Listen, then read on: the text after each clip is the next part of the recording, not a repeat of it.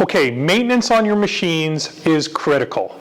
You want to make sure that your machines are always working up to snuff. You don't want to get into a situation where you're going to use the table saw or use the jointer and all of a sudden it's not working properly, or the blades are dull, or you've got rust on your surfaces. So I'm going to take you through the process that I go through, usually at the end of every project. That way I always know my machines are ready to go for the next step. Let's take a look.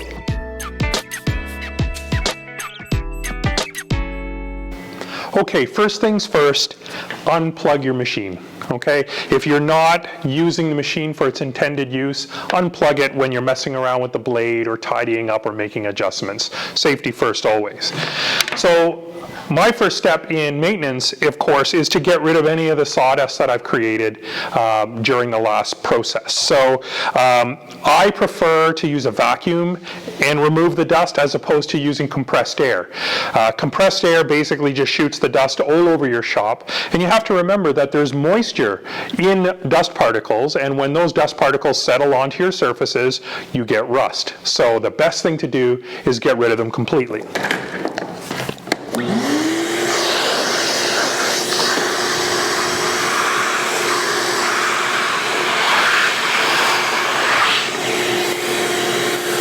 Make sure you get into all the nooks and crannies so you don't end up with hidden rust anywhere.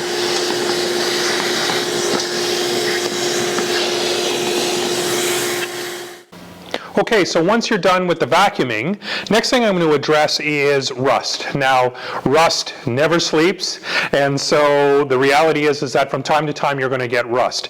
This particular table's got a little bit more, so it's going to need a little bit more maintenance. Normally you can handle it with just a little bit of abrasive, maybe 400 grit and a sanding block can get rid of some rust, or you can use a whole host of chemical methods for getting rid of rust.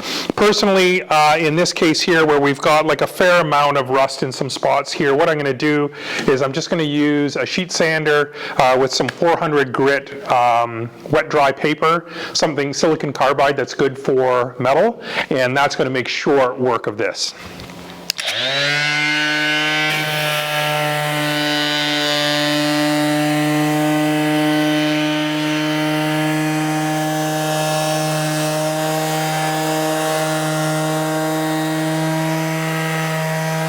Make sure you're not pushing hard, just let the machine do the work.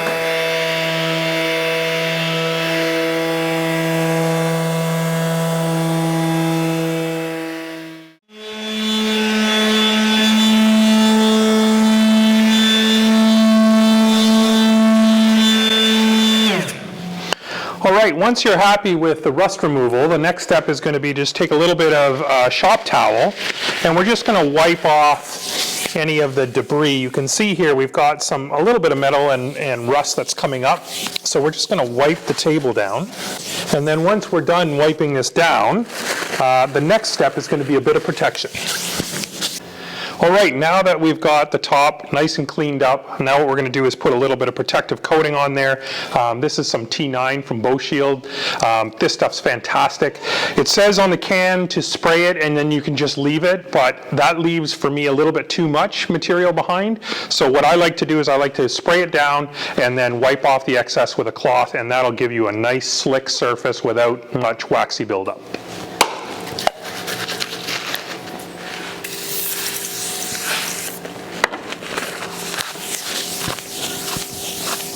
Just wipe off any excess, and that's going to leave just the right amount of Bow Shield behind. The other surface that you don't want to neglect with your table saw is the fence. The fence is a surface that is bared upon with the wood, and so if we wipe that down with Bow Shield as well, you're going to get a nice slick surface, and then when this all dries and sets up, the wood is just going to slide across here, minimal friction, which means you can focus on working safely at the saw. All right, so that's basically what I do after every project. I take care of any rust, I suck up all the dust. You can see now that this piece of wood just slides nicely up against these surfaces, which is great. It means that I can focus on being safe at the saw as opposed to like fighting the table. Every few projects, I'll do a little bit more maintenance. I'll get underneath the cabinets of my tools, clean out any dust from underneath there. That's a good opportunity to suck the dust off of the motor and all of the trunnions in the case of a saw, but get a little bit more detailed of a cleaning. If you keep up on this maintenance, you're going to find that your machines are always ready for work as opposed to having to stop and do spot repairs or spot cleaning in order to keep moving. So a little bit of preventative maintenance is the best kind of maintenance. Thanks for joining me.